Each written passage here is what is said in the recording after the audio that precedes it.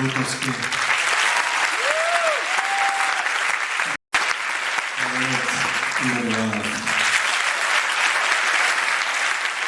Генералниот спонзор Комерцијална банка, спонзор овде.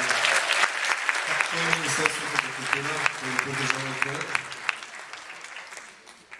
Уште еднаш да се заблагодарам најмногу на овој прекрасен оркестар.